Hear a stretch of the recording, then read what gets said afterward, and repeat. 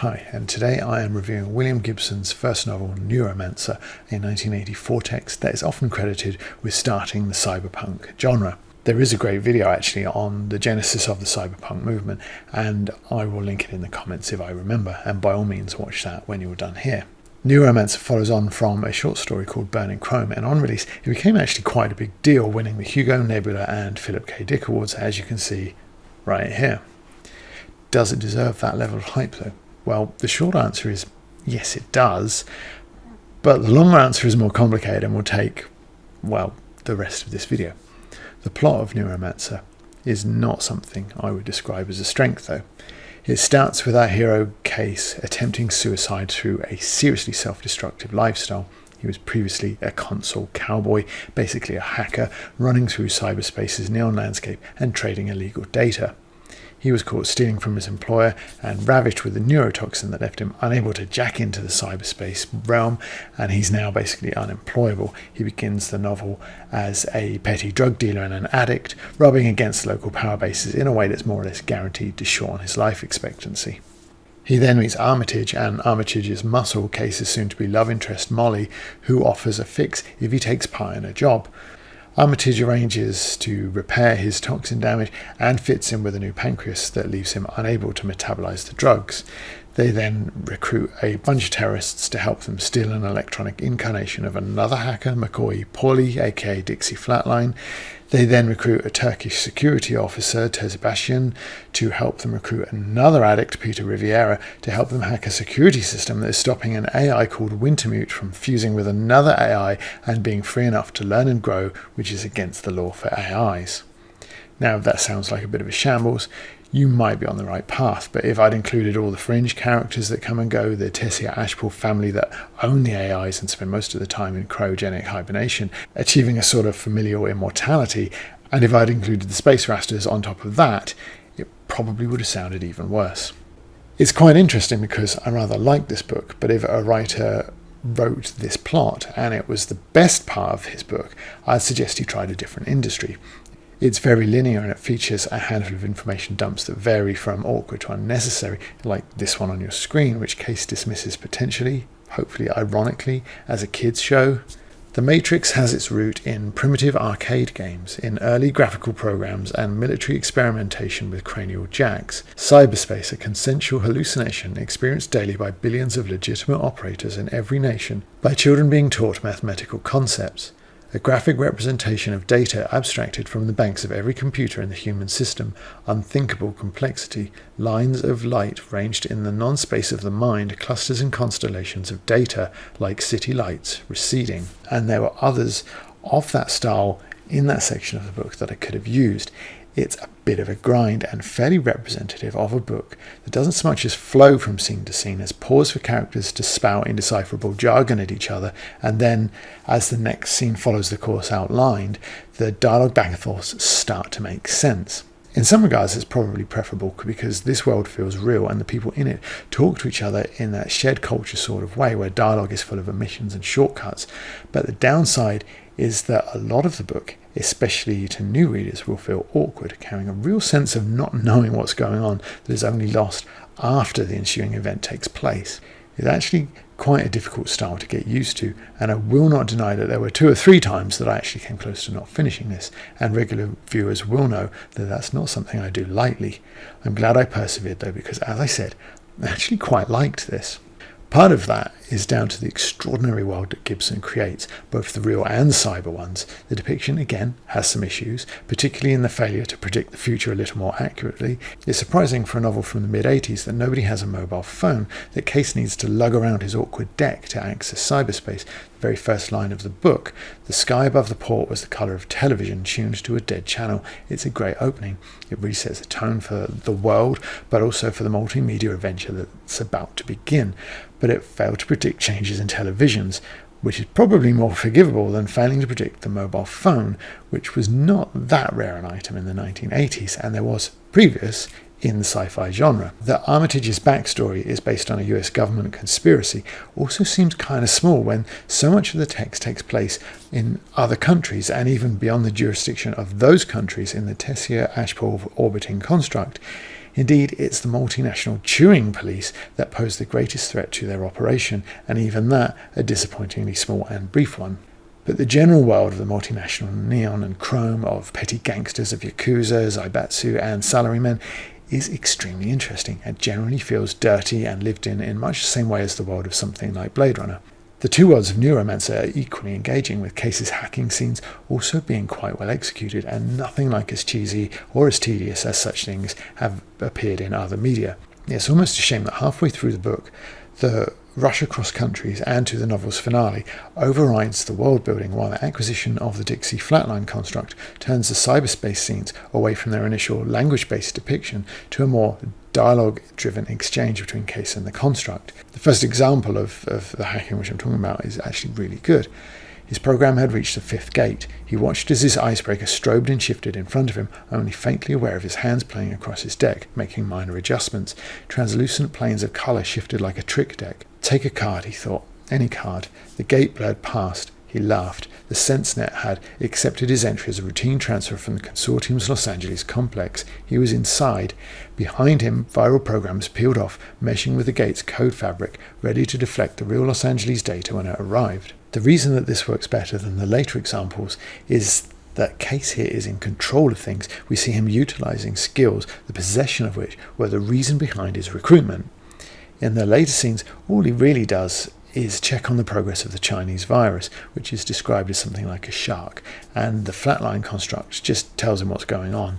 It's a much flatter and less interesting piece of writing, but by then Gibson's world would have either drawn you in with his hooks or sent you scurrying away anyway. Gibson's style is generally colloquial and fast-paced, as well as fairly lyrical. Check out this description of a shopping mall. Summer in the sprawl, the mall crowd swayed like wind-blown grass, a field of flesh shot through with sudden eddies of need and gratification. Part of this is achieved, as you can see on screen now, just by dropping determiners, which is something we do in informal conversations all the time, but from a linguistic point of view, a lot of foreign languages don't use them at all, so it actually makes perfect sense in the multinational future for English to become more simplified in this way, and you can actually see this happening in the real world today, so it was quite nice as well. But there is a degree of inconsistency in the style. Towards the start there are a few passages, notably the entrance to Finn's building, that are almost in a realism style. They're so detailed. Yet none of it actually goes anywhere, as Finn is such a fringe character and he flits in and out of the text, with his final return particularly being irrelevant. Along with the plot, which I've already talked about, it makes me think that this book was written to a deadline. For example, Finn and Malcolm do broadly similar jobs in the text, providing tech and security to Case and Molly. I think with more development, the Zionists would have been introduced earlier, and the characters combined.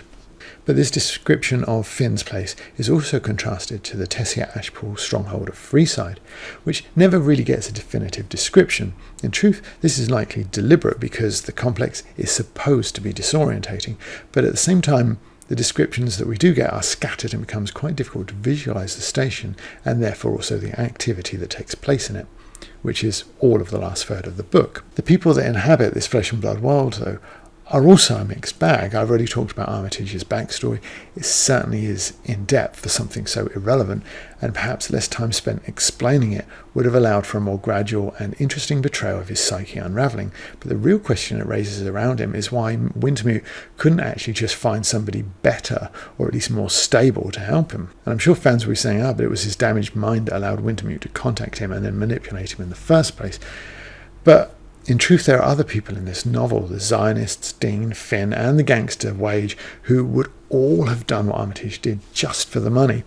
And there are countless others as well that are even less important to the plot, such as all of the Dixie Flatline construct's rejected followers. Additionally, Armitage does so little on the actual missions, particularly the last one, that forewarning of his psychotic break, Wintermute would have just simply been better off leaving him at home. While the sacks of neurotoxins woven into his body provide Case with ample motivation for freeing Wintermute, they don't explain his headlong charge to rescue Armitage, who, even if he had once known how to help him, almost certainly wouldn't remember how to do it once his personality reverts to its previous form. Nor do they explain why Molly is prepared to help Wintermute after learning he's a child murderer. Her relationship with Case provides some explanation, I accept, but that relationship is not so strong that it survives even this novel. Consider if you were watching a movie about a jailbreak, for example, and the following dialogue occurred. Who are we breaking out? A guy called Wintermute. What did he do? He murdered an 8-year-old. What does this say about our cast of characters if that doesn't ring an alarm bell with any of them? Molly, with her leather trousers and cyber-enhanced ultra cool, is almost certainly, for boys of a certain age, the novel's biggest draw, and would have been even more so in the 1980s, where ultra-powered female characters were a rarer breed. She clearly reads as something of a male fantasy, but at least she suffers through her art rather than for it. However, the flip side is that she far outshines Linda Lee, Case's other love interest, making the AI's effort to manipulate him with Linda's visage seem a touch odd. A quick word search through the novel shows 42 instances of Linda, nearly 300 of Molly. Regardless of the number disparity, the raw figure shows that Linda is basically a non-entity to the text, and that's battling the early tone where Case really doesn't seem to care about her very much, and in fact causes her downfall. There's even a Whodunit Subplot which is almost laughable in the weakness of his execution, again suggesting the presence of a looming deadline rather than a completely freely developed story. I have to say also, I never really warmed to Case, our hero. Early on we learn he's killed 3 people for what amounts to loose change. He got Linda addicted to drugs and cared very little about the way it ruined her life. His drug abuse and the neurotoxin damage, a backstory told over some 50 pages, is then immediately wiped out when he meets Armitage and company. On page 29, when we're told that his drug of choice lit his circuits, it almost suggests that the novel will blur the human and the digital in a way that never really happens. Like Armitage, Case accompanies the foot soldiers on their missions when his skill set is limited entirely to his keyboard and there is simply no reason for him to be there. This is especially true because significant parts of this novel are spent with him observing through Molly's eyes, which are linked to the console. Armitage and co. rewire Case's biological components so that drugs will have no effect on him and consider him cured of his addiction. Clearly nonsense. He would have the same addictions and simply be unable to fix them. It's a quite terrible and potentially dangerous idea. As we see later, Case simply chases newer, better highs that his reprogramming cannot dampen. However, despite his rushing off reservation to procure those drugs, it would be difficult to describe even that self-destructive behaviour as having a great impact on proceedings, not much beyond occasionally reminding us once or twice that he has a headache from his narcotics come down anyway. However, it's when Molly ignores Wintermute's warnings in the last act and goes off mission to try and murder Riviera, a man she's already effectively murdered, that's the most obviously dumb, out of character and poorly developed character moment in the novel. With Case pushing for them to search for him, she simply says, "Don't worry, I poisoned some of the drugs I gave him earlier. He won't live long," despite it being her whole reason for going off the mission in the first place. And that causes almost the majority of the final act's action as well. It absolutely screams of an author knowing he's left a plot point hanging and not having time to properly fix that before his deadline. Despite some oddities, it's Gibson's neon and shades cool, his effort-free style, that is the novel's greatest strength. The glittering chrome of cyberspace reflected in Molly's bionics make this book. The identifiable cyberpunk world, which, even though it's limited mostly to the novel's first third, is very iconic and was a huge moment in science fiction. Even divorced from that historical context by nearly 40 years of countless weaker imitations, Neuromancer does manage to shine through its weaknesses and publishing pressure. Gibson is a far greater figure in the genre than his forgettable lead, though, who is overshadowed by his own love interest, Molly. Her and the bioengineered ninja that serves as the Tessia Ashpool family's bodyguard are the book's most memorable humans, but even they won't linger long in the memory, certainly not as long as the world's general cool does anyway. I think there'll be a pretty large crossover between Gibson fans and Philip K. Dick's, so if you fall into either camp, you can do a lot worse than try something from the other. Occasionally, I like to remind viewers that I read every book that's recommended to me, though I prefer recommendations that don't come from spite. Your motivations are your business. Recently, I've added the disclaimer that I won't read any more Bella Forrest or Sarah J. Maas, but feel free to recommend anything else to me via YouTube or on Twitter as Seagulls Gather. That's all one word. Don't forget to like and subscribe, and I'll see you in the next video.